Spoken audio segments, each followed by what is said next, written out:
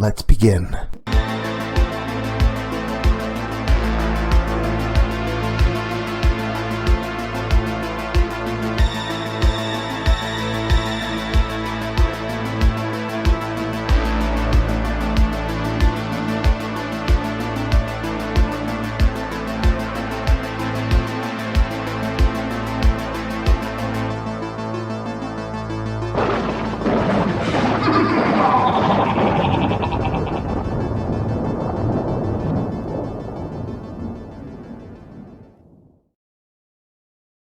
Hey there, scary story fanatics. Welcome back to Cleaving Thought from Bone with your host, Sociopathic.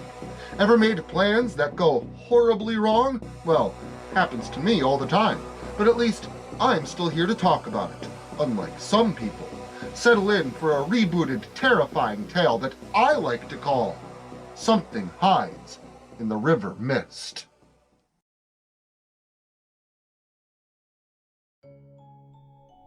My job is stressful, and due to the pandemic, a reprieve from the tension of everyday living was a luxury not many were able to afford. One good thing, I'm kind of a recluse. I don't mingle well, and find myself awkward in most social situations. And so it was my friend Brett. Brett was a great guy, and we shared mostly the same interests, such as PlayStation, horror stuff, and fishing. It had been months since I had been out of the house, due to the aforementioned, combined with a long winter prior, and although I'm not much for hanging around with a crowd, I am fond of nature. Brett had a spare kayak that he let me use from time to time when we would go out on the water, and he had always wanted to fish a secluded portion of a river nearby, someplace you can only get to on foot after a long and arduous walk through a dense forest. The weather had long since become warm with the season, and I'd been feeling really burnt out at work.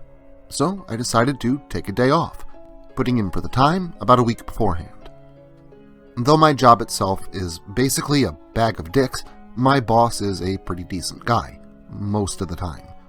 So I wasn't surprised when he approved the time off. We would have simply gone out the weekend before, but Brett had a camping trip planned with his family. So, on a very, very early Monday morning, at about 4:30 a.m., I met with Brett at his house down the street from mine, supplies in tow, and together we headed off to the boat launch. I couldn't have asked for a better morning. The sun was still dipped low in the horizon, but its incoming and waxing light illuminated the sky above in an orangish golden hue that, with the beams of light that cascaded through the cumulus clouds above, lent a depiction that couldn't have been unlike heaven itself. The drive out to the launch point on the river was only a few miles away, and so, in the early morning, I don't even think we saw another vehicle. As Brett pulled down a side road that ran parallel to the river itself, lending glimpses of it through the infrequent breaks in the trees, I realized I could not actually see the river, as if there was a great gray nothingness beyond the thin stretch of flora. But when Brett pulled into the parking area, where we would unload the kayaks, I understood why. Though the morning was clear and visibility for driving was more than optimal, the river itself was within the embrace of a very thick fog. It was as if a hefty cloud from the skies simply sank down to ground level, coming to rest intentionally on just the river. However, the river's current is so gentle, it's more than feasible to paddle upstream as well, and though the mass of water is relatively wide, it's no Mississippi. Even in the dense fog, Brett and I knew that the river was safe for a morning of kayak fishing. We were wrong. There was a current, to be sure, especially near the shoreline, but in the center of that great flowing river, the current was nearly non-existent, at least at the surface. It was like gliding across glass. I marveled at how maybe we were 30 or 40 feet from shore on either side, but I couldn't see it. It was like being lost in a fantastical mist that hid us both from the tribulations of the world and everyday life. And for the next hour or so, the stress of the world, the weight crushing down upon my shoulders, was lifted, even if only momentarily. Still, a moment was enough, and soon I was lost in the events of the morning. We were headed to our favorite fishing spot, a place downriver that was basically impossible to access unless by water. This means that, due to a lack of human presence and the clean water on which would get you there, that we assumed the place would be teeming with large fish, ready for the taking. Just about the time I had finished the final sip of coffee in my to-go mug, we had finally reached our destination. The sky now had gone from a deep purplish gray to an incandescent reddish orange, signaling that soon the sun would rise above the horizon. But yet, the thick cloudy mist and vapor persisted, even as far downriver as we had gone. My kayak gently rocked me back and forth as I grabbed hold of my fishing rod and prepared a lure to cast. With a lob and a bit of hand-eye coordination, I hit my mark near a patch of reeds offshore, about 30 feet away. If there had been a bucket at my target, I would have dropped my lure right into it. It was a perfect cast. Brett was still rigging his line as I began my first retrieve, and I got my first bite. Now, kayak fishing can be pretty intense. Depending on the size of the fish, a decent-sized lunker can give you a tow as he fights to get free, or a fisherman's sleigh ride, as it were. Within seconds, I had the thing up to the kayak via a small net. It was one of the biggest smallmouths I'd ever seen. I marveled at this beast of a creature as I excitedly threaded my stringer through its gills. A few locals warned people about coming out here, saying that mysterious accidents have happened on this stretch of the river over the years, all unexplainable, like a grown adult, fully capable of swimming, drowning in less than 6 feet of water. But most others simply claim that one never comes this far to fish due to its aforementioned inaccessibility. Brett and I figured that there would be big fish here, and we were certainly right. Though it's an old superstition that to catch a fish on your first cast is bad luck, I'm not one for superstitions. But I should have been. For about 30 minutes, Brett and I lingered about, bobbing in the water on this particular stretch of river, casting and recasting our lines in hopes of landing another big one. It wasn't long before the lazy current of the water had caused me to drift a little closer to shore, close enough to just barely see the tree line at its edge, and just far enough away from Brett that I had lost him in the fog behind me. Eyeing a good spot to sink a lure, I whipped my casting arm and flung my spinnerbait through the air, once again landing another perfect cast. But that's when I heard it. There was something walking through the forest, just out of sight nearby the shore. I stopped reeling and listened, thinking it was likely a deer. But I realized these footsteps were too loud, too solid to come from a small-hooved creature like a deer. This sounded louder, lumbering, like a bear. But whatever it was getting ever closer to the river's edge, ever closer to me. I finished reeling my bait to the tip of my rod and began slowly paddling backwards, away from the shore. That's when it changed pace. Whatever had been walking through the woods towards me was now running, sprinting towards the shoreline in my direction. I paddled backwards, harder and quickly. The shore was once again lost in the thick morning mist. And just as the sound of rushing footsteps sounded as though they had reached the forest's edge, they just abruptly stopped. I knew that whatever it was had to be standing right upon the shore now, hidden from sight beyond a thin veil of morning fog and misty vapor. And it just stopped. I didn't hear it walk away or move forward at all, like it was just there, sitting, waiting. There was something else off about it, something that I didn't realize until later, but made my blood run ice cold all the same. "Hey, Brett, did you hear that thing?" I called out to my friend, but before he could respond, there was this blood-curdling scream that unhinged my rationale at its core. Logic was now gone. That sound, whatever it was unlike anything I had ever heard. Like it was a low rumble and a high screech all at once, sourced from the same voice. "What the fuck was that?" I heard Brett yell out from behind me, a detectable terror in his tone.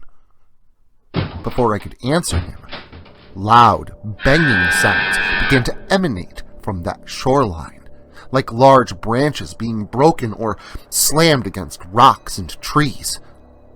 Honestly, my first thought was that there was some hillbilly fucking with us, unable to resist messing with the two unknowing fishermen caught up in the river mist.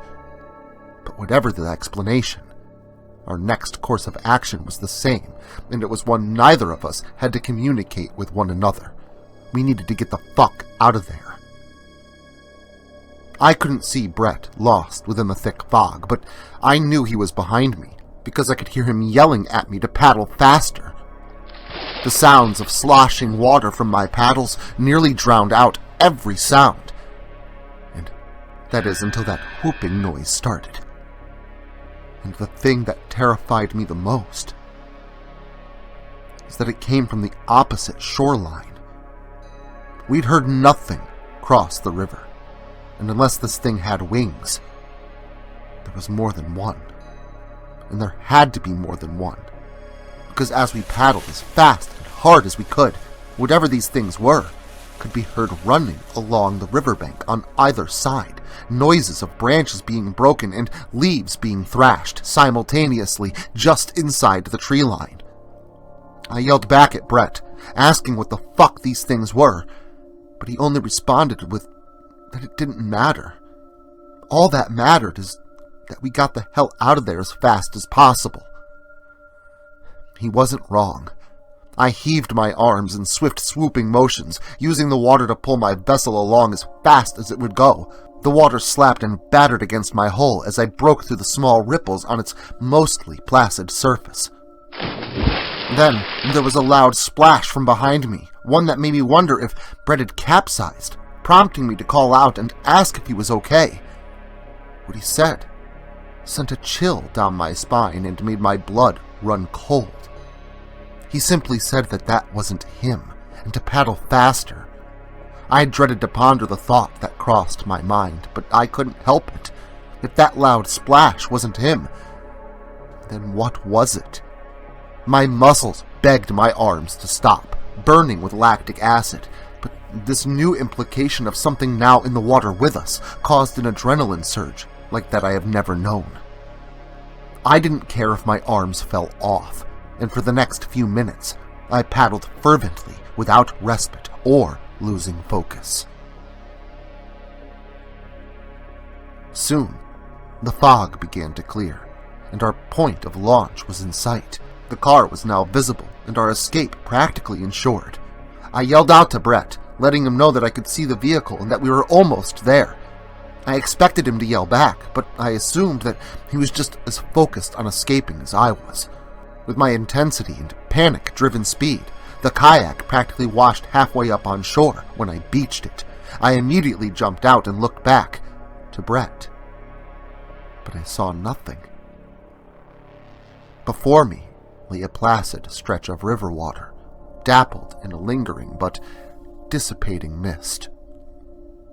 Brett's kayak was nowhere in sight. I yelled for him. I shouted his name, but it was no use. I thought about getting back in my kayak and heading out to see if I could find him. Maybe his kayak did tip over or something. But I remembered that after that splash, Brett called out, indicating that he heard it too. So if he ran into trouble, it would have to have been after that. I figured that the best idea was to call the police. The police were there in 30 minutes. Living in the middle of nowhere, it was likely the most action that they'd seen in a while. Being such a small community and not a whole lot of pending investigations being undergone by the local police, the search party was massive. Not only did the police, their dogs, volunteers, and all the rest search both sides from our point of launch to where everything happened, they searched in every other direction as well, and fanned off deep into the forest on both sides. They even searched the river itself. After 3 days, the police reduced their search, but did not lose interest. Brett being not able to be found was one thing, but his kayak was another story entirely. How could both he and his large kayak simply disappear without a trace? 5 days after Brett disappeared, we would be left with more questions than answers. A small group of volunteers decided to once again head downriver and search the area one last time, thinking maybe someone missed something. Later that afternoon, they would phone the police, telling them that they had discovered a corpse. Brett's body was found floating in the river, and even though no one could explain how he ended up there after not being found in that exact spot only a few days earlier, his death was ruled an accidental drowning. But that's just not possible. Whatever had been running through the forest had a clear cadence to the steps, and less of a lumbering thrashing, as if whatever it was bipedal and walked on 2 legs. How come no one ever found Brett's kayak in the coup de grace? There was no water found in Brett's lungs. This meant that he couldn't have drowned. I still don't know what's really out there, but what I do know for sure is that something terrible hides in the river mist. That just goes to show you, don't ever look back, and don't ever be the slowest at escaping. A friend is good, but bait can be better. But if you're for something a little more cloaked in shadow yourself, stop by again next weekend. And until then, make sure to like, share, subscribe, and turn on notifications so I can catch you all again next Saturday.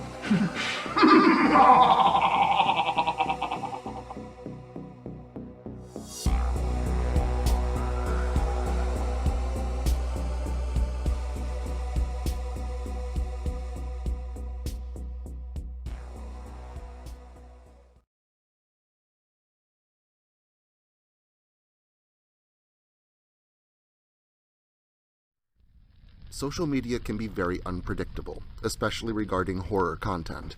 If this content gets removed, all new content will be simultaneously presented on various websites provided in the description to this video. Make sure to follow me in other digital spaces so that you never miss out on the terror. Also, if you like this video, make sure to leave a comment and hit the like button. It helps the channel a lot. If you're new to the channel and you enjoy what's here, consider hitting that subscribe button and the notification bell so that you never miss an upload. Writing is a dream of mine, and it's all of you that make that dream come true.